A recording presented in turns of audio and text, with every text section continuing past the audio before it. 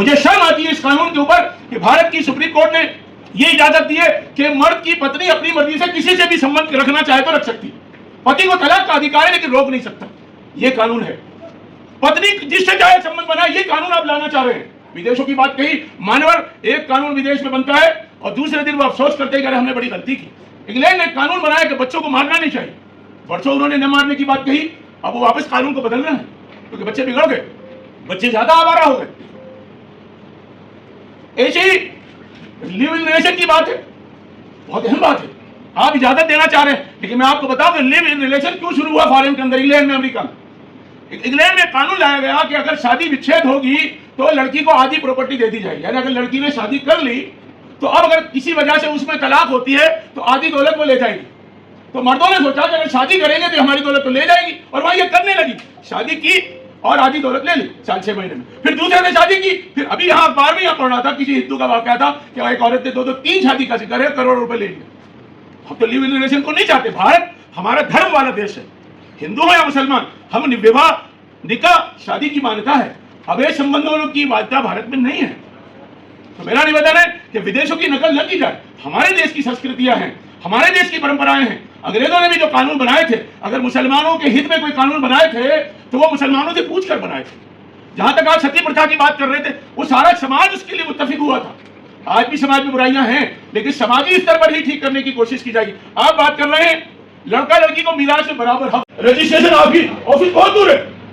अरे बेचारे ये ईसाई लोग, कोई बीमार होता है तो इलाज कराते, गांव में इलाज की सुविधा नहीं है और परेशानी है। मेरा निवेदन हाथ जोड़ के है, आप कॉमन सिविल की बात करें तो पूरे देश की बात करिए, फिर देश में मत फसाद फैलाइए, अमन शांति से रहने दीजिए। फिर जाना है तो दिल्ली में बैठ के संसद, वो सारा मेरी स्टडी है, संसद में लाइए, हमारे बड़े लोगों से बात करिए, हिंदुओं के महात्माओं से बात करिए, कोई चीज लाइए। लेकिन ऐसी चीज करते हैं जल्दबाजी में और अखबार में बयान दे रहे हैं कि मुसलमान राजी है। कोई मुसलमान राजी नहीं है। अगर 2-4 पेड़ पढ़े लिखे राजी हो गए होंगे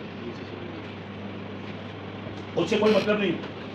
बहुत मुद्दे हैं देश में, अच्छे से चल रहा है। अब हमारी कजिया चलती है, ये तो बगैर खर्चे के फैसला करते थे, पंच परमेश्वर का यही था। अभी लोग कहते हैं कि ये अलग से न्याय व्यवस्था, अलग न्याय व्यवस्था नहीं है। न्याय व्यवस्था को सपोर्ट करने की व्यवस्था है, आपका सहयोग करने की व्यवस्था है। अगर हिंदू भाई भी मेरे घर आ जाए और मुझे पंच मान लें, होता है मेरे साथ, कई झगड़ों में मैं चला जाता हूँ, कई बार हिंदू भाई मेरे झगड़ों में आ जाते हैं। ये भारत की पंच परमेश्वर की परंपरा, आप इसको समाप्त करना चाहते।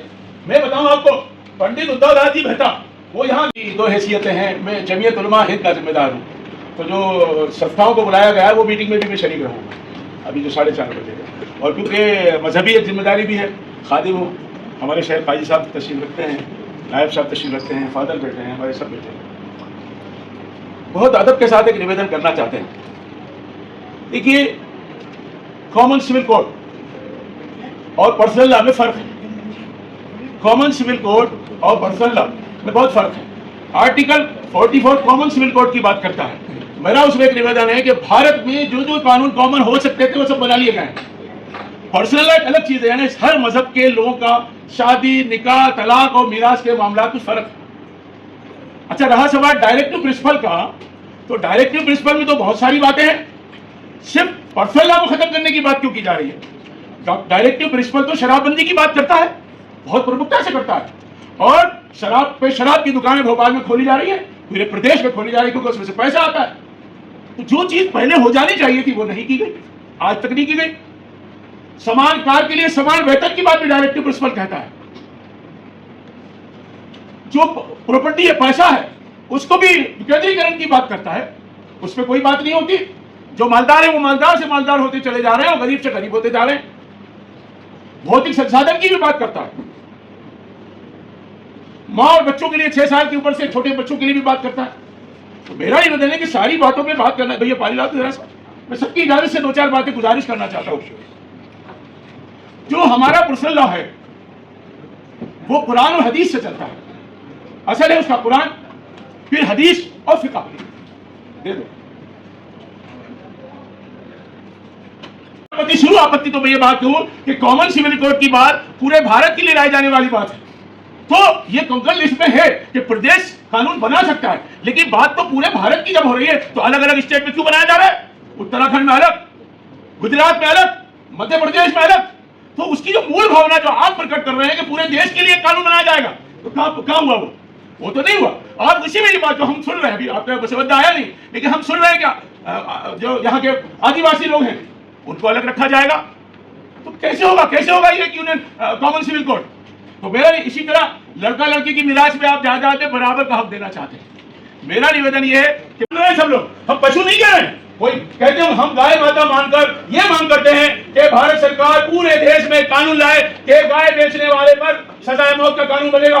सब लोग मुत्तफिक हैं, कोई गाय नहीं बेचेगा, भारत से गाय एक्सपोर्ट नहीं होगी, और गौशालाओं का बेहतरीन निर्माण किया जाए। हम उसके लिए सहयोग करने के लिए, दिमाग लगाने के लिए बिल्कुल तैयार हैं। आप लाइए, आप क्यों पर्सनल के पीछे पड़े। हम लोग आराम से अपनी शादी ब्याह तलाक विरासत आप बराबर हिस्सा दे। अरे जो चीज अल्लाह ताला ने हमारे लिए कर दी है, हम बात सुन लीजिए, आप लाएंगे भी तो हम नहीं मानेंगे, क्योंकि हम कुरान के मानने वाले हैं। आपके तरीके को हम अवहेलना करेंगे, हम नहीं मानेंगे, हम सिविल नाफरमानी करेंगे। हम सब मिलकर भारत में हमारी शादियां, परंपराएं, रीति रिवाज। अच्छा एक और बात बताओ, सारी चीजों को संविधान ने मंजूर किया है। संविधान खाली आर्टिकल 44 की बात नहीं करता। संविधान यहाँ के रीतियों की, यहाँ के रिवाजों की, यहाँ के परंपराओं की, सबकी सुरक्षा की बात है। हिंदुओं में अगर कोई रस्म रिवाज है उसको भी मानता है, मुसलमानों में कुछ है, सिखों में कुछ है, ईसाई से लड़कियों को हिस्सा देता है आधा। क्यों देता है, मेरा निवेदन है बहुत गंभीरता से। जब लड़की की शादी होती है तो लड़की को 2 जगह से हिस्सा मिलता है, एक उसके वालिदैन से, बाप की तरफ से, और दूसरा हिस्सा जहां वो जाती है शादी होकर, और लड़के को नहीं मिलेगा। क्या लड़का अपने ससुर की जायदाद में हिस्सा ले सकता है? नहीं ले सकता। तो लड़की को 2 जगह से, तो इस्लामी लॉ है, हाँ इसमें भी मैं ये कहूंगा कि नहीं दिया जाता है। तो उसके लिए हजरत काजी साहब रोजाना पूरे देश में अपील करते हैं कि लोगों को जायदाद में हिस्सा देना चाहिए लड़कियों को। और लड़कियों के साथ जो वाकयात होते रहे, लड़कियों को मारा जाता रहा, वो सिर्फ इसलिए कि किसी घराने